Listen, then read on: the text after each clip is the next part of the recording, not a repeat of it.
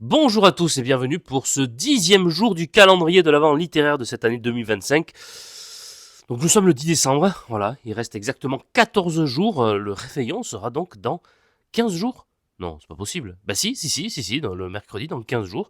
Donc dans 2 semaines, on sera au jour du réveillon. Hein, donc on n'a pas l'impression là comme ça, hein, mais on n'est plus qu'à 2 semaines du réveillon. Mais je pense qu'il faut vraiment qu'on s'en rende compte, chers amis, parce que là, ça va arriver plus vite qu'on ne le croit. Des conseils de lecture, des conseils de lecteurs et une petite anecdote liée à Noël. J'ai pensé à une anecdote l'autre jour, on était dans un magasin de jouets pour faire des cadeaux, hein, pour envoyer au Père Noël la liste de cadeaux qu'il va devoir amener le jour de Noël. Voilà, parce que il est même pas capable aujourd'hui de faire ça tout seul. On y reviendra, ça aussi, parce qu'à l'époque, on avait des moyens peut-être moins virtuels, moins numériques, plus sommaires, mais j'ai l'impression que ça marchait un peu mieux. Aujourd'hui, je vois bien en tant que parent qu'il faut que moi, je fasse la liste pour mon enfant parce qu'il me demande à moi. Alors qu'à l'époque, je suis désolé, je passais pas du tout par mes parents. Ça se passait beaucoup mieux. C'est n'importe quoi. Voilà. Niveau organisation, on a complètement régressé. Mais on aura l'occasion d'en reparler. Non, j'ai pensé à ça l'autre jour parce que j'étais dans un magasin de jouets et je vois comme jouet. Ah, attention, mais je sais bien que l'époque évolue, je l'entends. Et je sais bien que les enfants ont toujours voulu faire comme leurs parents. Et donc aujourd'hui, il y a quelque chose qui forcément fait partie de la culture de l'époque, hein, mais qui est le télétravail. Voilà. Et aujourd'hui, de plus en plus de gens sont effectivement travaillent en télétravail depuis chez eux. Et j'ai vu comme jouet, alors attention, je ne sais pas si vous saviez que ça existait, un kit de télétravail pour les enfants de 5-6 ans. Et là, je me suis dit, je ne sais pas si moi, alors, je ne sais pas quels parents déjà vont offrir ça à leurs enfants. C'est salut, salut Kevin. Pourquoi Kevin, mais enfin bref. Salut Kevin, je t'ai offert regardez ce qu'il a amené le Père Noël. Un kit de télétravail. Je fasse quoi? Je fais télétravail.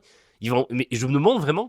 Alors, et certes, ils vont peut-être imiter leurs parents et tout, comme on imitait nos parents quand on avait notre. C'est vrai qu'on avait un aspirateur en jouet. C'est-à-dire que tu te baladais dans la salle avec ton aspirateur qui aspirait rien du tout, évidemment, c'était un jouet. Au moins, quand tu as un balai en jouet, tu peux balayer. Donc ça, c'est pratique. Offrez à vos enfants des balais en jouet. Voilà. Comme ça, ils vont balayer. C'est très pratique. Je l'ai testé. C'est très utile. Parce que c'est efficace. Alors que vous lui offrez un aspirateur en jouet, il va rien aspirer. Ça sert à rien. Vous voyez. Voilà. Mais là, le télétravail, il va pas gagner 3 millions d'euros à la bourse, le gamin, enfin avec son kit de télétravail. Donc il y avait son ordinateur, le clavier, le casque et tout, le micro. C'est vraiment un kit de télétravail pour enfants.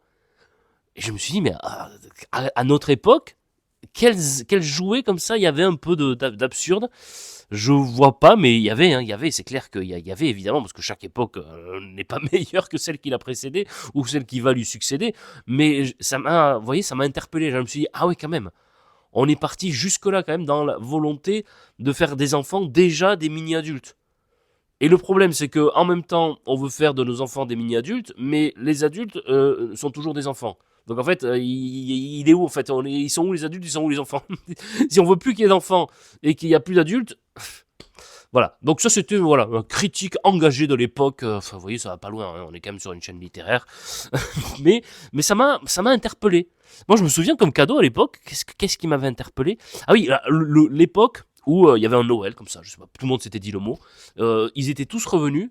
Et moi, forcément, j'avais toujours 4 mois, 5 mois, 6 mois de retard, donc j'avais attendu mon anniversaire d'après pour me le faire offrir. Toujours, toujours dans les temps, Adrien. Ils étaient tous revenus avec des chaussures comme ça qui éclairaient. Vous voyez, et je crois que ça existe encore d'ailleurs. Et donc en fait, toutes leurs chaussures étaient noires et ça faisait de la lumière rouge quoi. Donc le prof de sport, il en pouvait plus parce qu'on était en train de courir et tout dans le gymnase et il y avait plein de lumière rouge et tout qui s'allumait. T'as l'impression que c'était K2000. Vous vous souvenez de cette époque où il y avait K2000 à la télé? J'adorais K2000. Il y avait K2000, je crois que c'était le dimanche. Et le samedi, il y avait MacGyver. Voilà. MacGyver, type... justement, lui, MacGyver, tu lui offrais un aspirateur en jouet, il aspirait toute la salle, il aspirait même l'eau et tout. Enfin, je veux dire, il était capable. Toi, t'offres un vrai aspirateur, déjà, t'es pas capable de faire aspirateur alors qu'on t'offre un vrai. Mais MacGyver, avec un jouet, lui, il t'aspire toute la salle. Voilà. Mais et K2000, quoi, avec la voiture qui avançait toute seule et la voiture qui faisait la lumière rouge et tout, qui parlait et tout, bah, c'était ça en fait. Ça, je me souviens très bien de ce jouet. Et c'est vrai que niveau utilité, bon, Bon, voilà, mais c'était marrant, au moins c'était marrant. Il y avait aussi l'époque, et ça je me souviens très très bien aussi, ça m'a marqué, où tout le monde est arrivé avec, il me disait, ouais, on m'a offert un lecteur CD portable. On les a oubliés, les lecteurs CD portables. Hein. Je suis sûr que vous les avez déjà oubliés. C'était en fait, vous mettiez votre CD dans un truc portable. Après, vous aviez des écouteurs et vous baladez comme ça avec votre CD, tout machin. Aujourd'hui, bon, ben, on a tout sur le téléphone. Après, il y a eu les lecteurs MP3 qui sont arrivés, des tout petits trucs et tout machin. Donc, c'était plus petit. Mais lecteur CD portable. Après, moi, j'en ai eu un, toujours 3 ans après, à peu près, lorsque je suis parti en voyage scolaire. Je me souviens, j'avais le lecteur CD portable. Vous aviez votre lecteur CD comme ça, vous mettiez votre CD et puis vous l'écoutiez. Mais attention. Alors, il y avait un truc, je suis sûr que vous en souvenez. C'était que c'était écrit anti-ray, enfin je sais plus comment c'était écrit, sauf que vous le bougiez un petit peu dans tête, c'était insupportable. Et votre CD, ben, il était foutu. Donc à chaque fois, il y avait il y avait le type qui était là. Oui, moi, mon lecteur CD, il est anti-ray, ou je sais pas comment, c'était anti-rayure, c'est impossible de gripper. Zzz, voilà, il est foutu. Allez, hop. Il était foutu ton CD. Voilà, un peu comme quand les premières montres qui résistaient à l'eau sont arrivées, elles étaient toutes foutues quand elles allaient à l'eau. Ça aussi, c'était génial. Bref, ben, ça m'a fait penser à tout ça, ces cadeaux un peu assez incroyables, assez atypiques comme ça qu'on peut avoir. N'hésitez pas vous aussi à nous dire les cadeaux comme ça les plus incroyables que vous avez pu avoir, que vous avez pu voir ou vous pouvez observer aujourd'hui, mais moi, ce kit de télétravail pour enfants, ça m'a fasciné. Alors, un conseil de lecteur, parce que vous me l'avez demandé, conseil de lecture, là je réponds à des gens qui m'ont précisément fait ce genre de demande, et pour le conseil de lecture, ça va être pareil.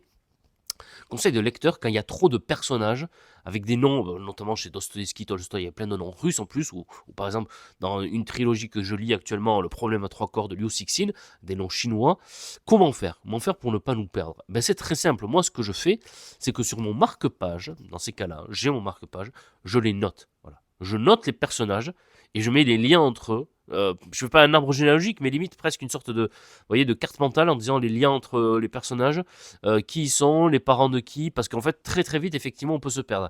Et c'est vrai que ça pour les pièces de théâtre c'est pas mal parce qu'au début de la pièce de théâtre vous avez le nom des personnages et les liens entre eux, et souvent lorsqu'on lit une pièce de théâtre on revient, on regarde. Donc moi je fais pareil pour les romans où je vois bien et très rapidement qu'il va y avoir trop de personnages, et bien je me les note et puis comme ça j'ai sur mon marque-page tout le temps le nom des personnages, le lien entre eux et les grandes évolutions. Évidemment, je ne vais pas tout résumer le roman, mais c'est vrai que c'est très très très utile, c'est très pratique d'avoir ça. Donc, voilà. J'espère que ça vous aura un petit peu aidé si vous avez du mal lorsqu'il y a trop de personnages, et c'est normal. Moi-même, honnêtement, je me souviens très bien lorsque j'ai lu L'Idiot, j'avais utilisé ça pour L'Idiot de Dostoïevski, qui est un roman génialissime, mais avec beaucoup de personnages. Et enfin, vous m'avez demandé, quelqu'un m'a demandé, j'y connais rien en science-fiction, est-ce que vous pourriez me donner des conseils? Oui, oui, oui, j'en lis pas mal, moi, de la science-fiction. Alors, il y a les grands classiques, qui sont donc Asimov, avec les robots, euh, ou le cycle de fondation, mais je vous conseille de commencer vraiment par les robots, qui est vraiment très accessible, je trouve. Après, vous avez Dune, de Frank Herbert. Vous avez évidemment Chronique martienne, que j'aime beaucoup, de Ray Bradbury, qui a fait aussi Fahrenheit 451, qui est très très bien. Mais je me suis dit, lorsque j'ai reçu cette question, ce que j'allais faire, c'est que je vais vous mettre dans la description de cette vidéo la liste de toutes les sagas ou romans qui étaient inscrits dans le grand tournoi de science-fiction que j'avais organisé cet été. Voilà, comme ça, vous les avez tous, vous avez les grands classiques. Et en plus, j'ai vu sur Twitter, alors je crois que c'était lundi que j'ai vu ça, que quelqu'un sur Twitter que j'appréciais beaucoup, qui s'appelle Toubib, qui en même temps donne des conseils de médecine. Si vous avez Twitter, allez-y, franchement c'est très bien ce qu'il fait.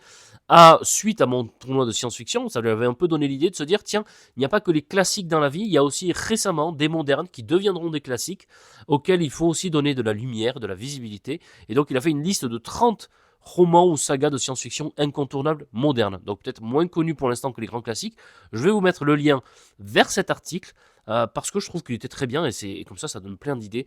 Je peux vous dire qu'avec les classiques et cette liste de Toubib, Just a World, je crois qu'il s'appelle comme ça sur Twitter, mais vous aurez quand même une bonne liste d'incontournables et de bons romans de science-fiction vers lesquels vous pouvez vous tourner sans problème. Voilà. Donc j'espère que cette petite vidéo vous a plu. On se dit à très bientôt pour de nouvelles aventures des mémoires d'Adrien. Au revoir.